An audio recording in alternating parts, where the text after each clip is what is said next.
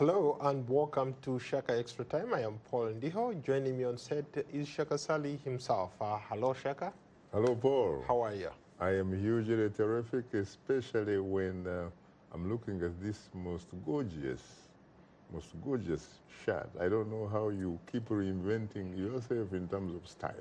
My friend, I told you that when you sit around a guy who likes style, sometimes you tend to develop the appetite to become like one. Really? Right. Well, you seem to be on the right track. So, a warm welcome to you, all our Facebook followers are watching us live. Shaka Extra Time is a show that comes to you every Tuesday, and today we'll be talking about a wide range of issues. I think let's start in Southern Africa. Were you surprised of the election outcome in South Africa?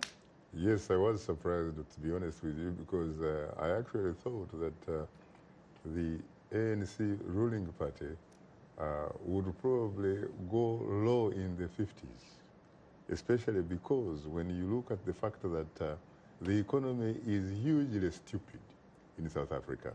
When you talk about unemployment, the vast majority of young people have no jobs. They seem to have no hope, as a matter of fact. And then the elephant in the room, the land issue. Nothing has much come out yet. And not to mention about the issue of corruption. The issue of corruption. So I think they are very, very lucky. But of course, you could also say that politically it doesn't look good for them in the future, because this is at least the first time they have actually gone under the magic number, 60%.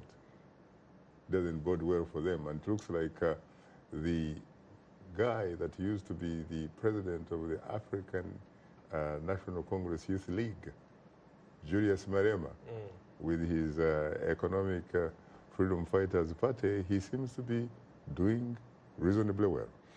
Let's talk more about the numbers. Since 1994, ANC has the ruling party has ruled with a significant majority, really.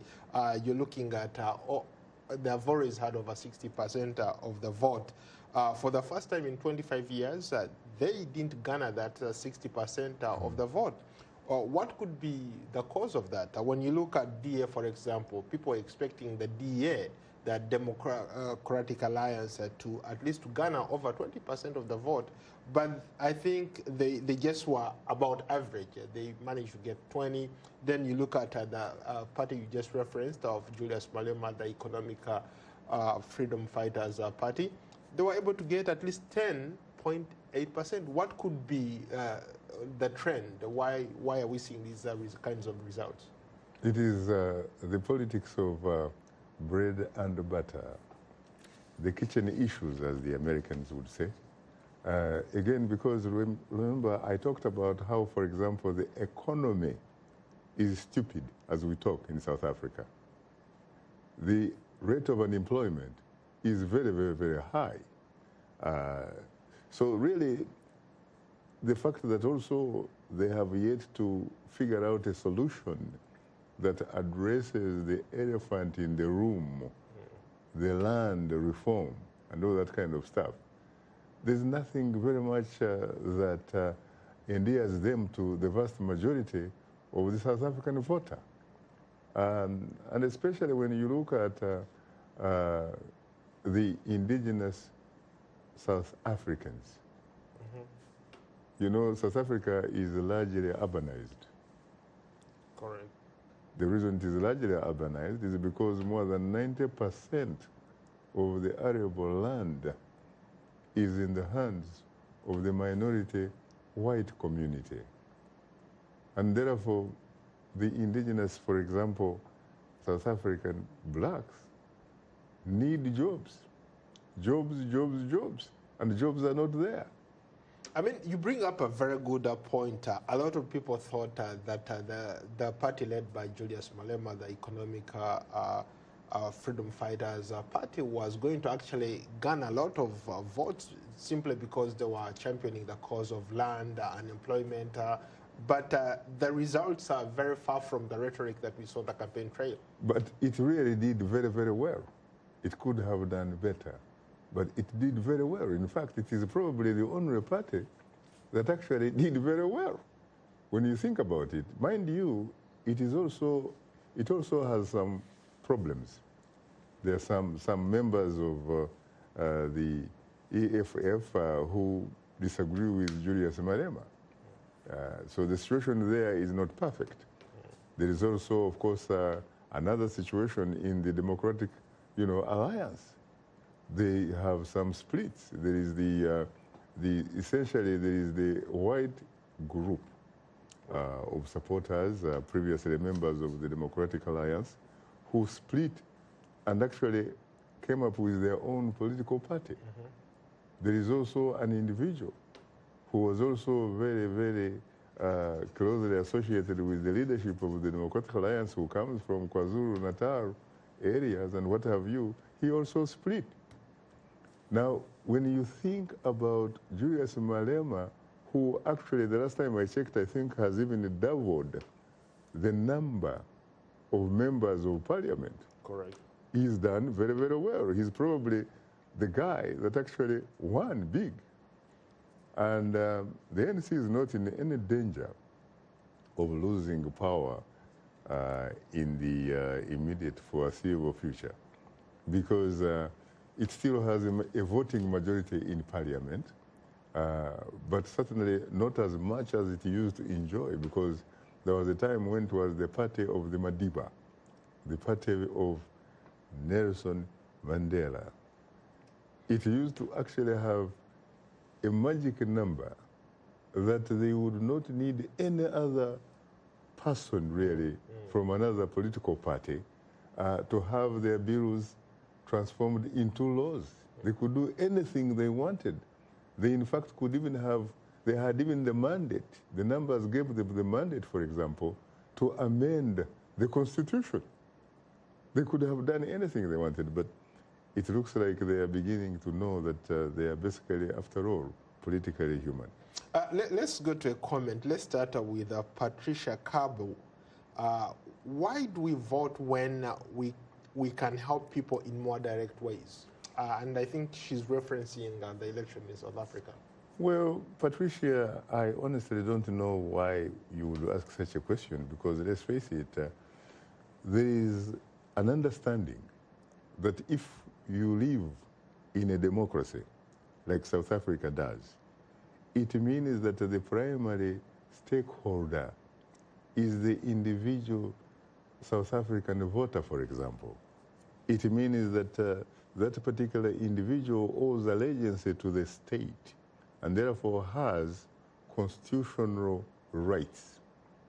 In fact, someone might even take it further and say has an inalienable right, which almost translates into a birthright. You are part of a group which is in charge of that particular society, and you go to do the exercise of electing individuals so that they can play certain roles and reflect your concerns, reflect your interests. In other words, the president, the chief justice, the cabinet ministers, the ambassadors, and what have you, they are employees of the primary stakeholders, the voters. So that is why you have to go and vote, because it is a society. It is almost like a political cooperation whereby every individual has equal shares in that political cooperation. It is not a family. And therefore, there is no particular individual, like a king, for example.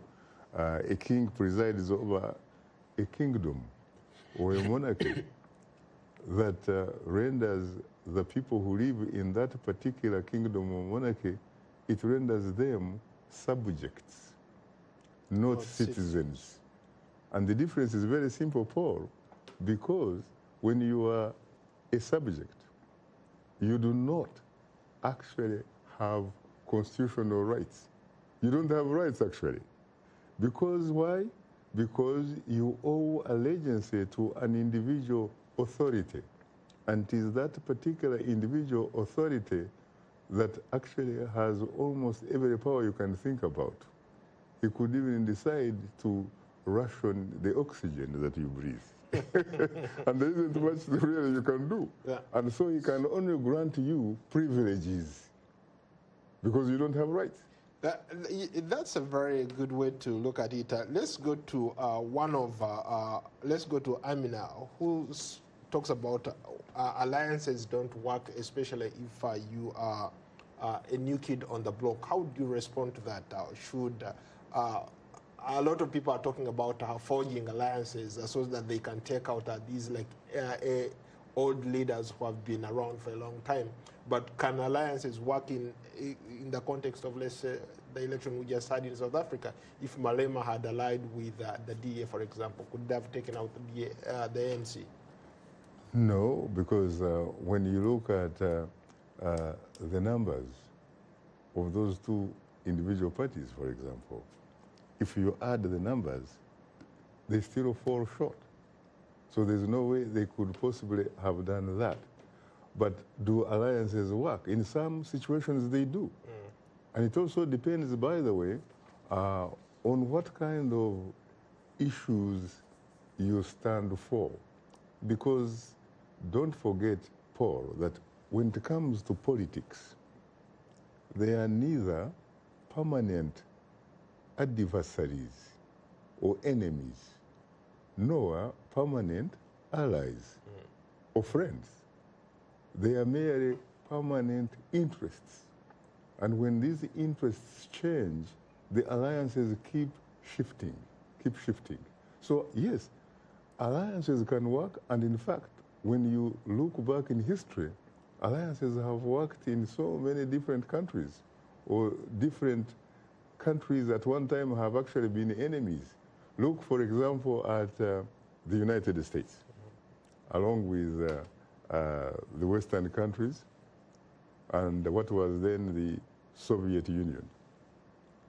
They came together during the Second World War to fight against Hitler's fascism, Germany, and Japan.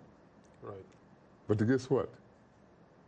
After the Second World War, you know that the Western Alliance plus Russia or Soviet Union won the war. Germany lost the war. Japan lost the war. But guess what?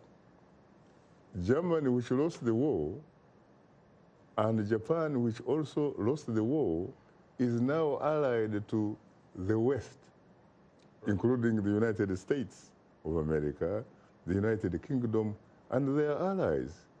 Guess who is on the other side now? What used to be the Soviet Union, which now was replaced by Russia. Russia is their political adversary. Let's go back to another comment here. Let's go to Abdulaziz Ahmed Barrow. Shaka, do you believe ANC can fight corruption and eliminate unemployment in South Africa at this moment, despite them winning huge? Oh yeah, I think that it is going to be a very, very big and challenging task. But you have to accept the fact that there is a saying that no one is beyond redemption. So you have to give them the benefit of the doubt. And you have to look also up to the incumbent president, Cyril Ramaphosa, who is going to be sworn in, I think, for at least for the first time. He's going to be sworn in for a 5-year term next week. This time around, he's become president because he inherited the position and the opportunity from former South African president, a man better known as Mushorozi, Jacob Zuma, who was democratically recalled from... I like your terminology. Yeah. Yes, he was recalled. And it is very interesting because when you look at South Africa, he was not the first person to be recalled. He had actually been behind the effort which succeeded in recalling South Africa's #2 president after apartheid, Thabo Mbeki. So what goes around comes around. Sometimes comes around. So could the Ramaphosa face the same situation maybe in the near future? In theory, yes, but in practice, probably not, because he does have a different kind of reputation. Okay, let's move on. Let's move on. Let's go to another comment. Let's go to Mark Rambala Mirama. What is your opinion about bitterness African people are feeling towards leaders, the army, and the wealth, especially in the context of having these long-term leaders who have been in power for a very long time? I can think of the Equatorial Guinea president, Obiang. I can look at Cameroon, Paul Biya, and of course Uganda, Yoweri Museveni. Those three are as we stand now, they're the most long-serving leaders on the continent. They are the most serving leaders, and as a matter of fact, the man essentially whose name you mentioned first, we are talking about Theodore Nguema Obiang Basongo, the president of Equatorial Guinea. The president of Equatorial Guinea is the longest serving president in the world, not only Africa. This is a man who came to power back in 1979. He overthrew, by the way, his own uncle. And the justification was that his uncle was corrupt, his uncle was a dictator, his uncle was everything, frankly, that any civilized person wouldn't want to be associated with. And here he is. So many years later, 40 years later, he is still in power in Malabo. This man inherits an incredibly rich country. They are basically about 1.2 million people. You're talking about very few people initially. And when you look at the kind of money that they access, you would actually think that the people in Equatorial Guinea would probably be enjoying the highest standard of living in the world. And yet, when you look at the United Nations Human Development Index, they measure basically about how people are living. They look at education, they look at health care, they look about what you eat, where you sleep, how you go about life, and what have you. It is actually, it is like 138 or something, or 31 out of 188 countries. You would have expected, for example, that education would be a right, not a privilege, for any child born and raised in Equatorial Guinea. Healthcare is a privilege. It should be a right. You know, those types of things. Yeah, let me just jump in a little quick. I've been to Equatorial Guinea, and there, just to add on what you're saying, there are cities that build cities. I can think of a city called Sipopo City. Ordinary or Equatorial Guineans are not even allowed to go there. This is a city built for foreigners, for expatriates, and if you drive by that place at night, or if you go there, the most expensive hotels in Equatorial Guinea are in that city, but not for the ordinary guys on the street. Obviously, which makes my point that, for example, if you are an ordinary citizen or resident, probably even better, of Equatorial Guinea, what you should be actually fighting for right now as we talk, or what you should be struggling for, is becoming a citizen of that country. Because by what you have been able to say, and by some of the statistics I have seen which measure the quality of life that people enjoy and stuff like that, obviously Equatorial Guinean residents are not enjoying what a citizen would be expected to enjoy, because a citizen would be having equal shares in the resources of his or her country. In this particular case, they are actually treated even worse than subjects. Interesting. Let's follow up with another comment from Cindy Samuel. What would you suggest to leaders who have had enough time in power but have not delivered any message of hope? Especially if you're looking at these young people. Pretty much most of Africa is dominated by young people, 35 and below. So you have all these leaders who are double their age or triple their age, who are still running and want to be presidents, and yet you have these young people who have no hope. And some of them, of course, some of them, they have what some people would characterize as have developed patriotic front. Others call it public opinion because of eating too much nyama choma sometimes, you know, that kind of stuff, and they don't do exercises and you name it. I think that if you are one of those leaders who fit in that category, which of course would be very difficult to describe you as a leader, because to be a leader, you have to be able to lead some people. And you have to be in a situation where you're not very far away from those people that you are supposed to be leading. So in this particular case, maybe it is better to accept the other characterization, which is a ruler. If you are that kind of ruler, what you should probably begin to do sincerely is to figure out how to manage your exit. You should have an exit strategy, because unfortunately, if you do not have an exit strategy, someone else is going actually to figure out a way of managing your exit. And that particular individual or those individuals will actually manage your exit on their own terms. Just like we have seen, for example, in the Republic of Sudan. You saw Field Marshal Omar al-Bashir. He had been in power for more than 30 years. Correct. And where is he now?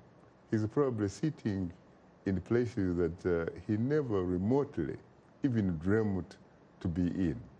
I think when you look at some of the individuals, they have had opportunities. They have contributed some good things, and they have also contributed some bad things. They should probably reach a point where they declare victory, no matter what. Manage the exit in a situation where they can at least be having an opportunity to go and live life beyond State House. I remember the last time I was in Malawi, I had an incredibly good interview that has yet to be, by the way, aired. An interview with former Malawian President Bakiri Mulusi, who lives in Blantyre in a very beautiful, hilly residence in Malawi's commercial capital. He has a very good message why some of his colleagues really, or even some of those people he found in office who are still there, should actually retire. Because he says there is a life after State House.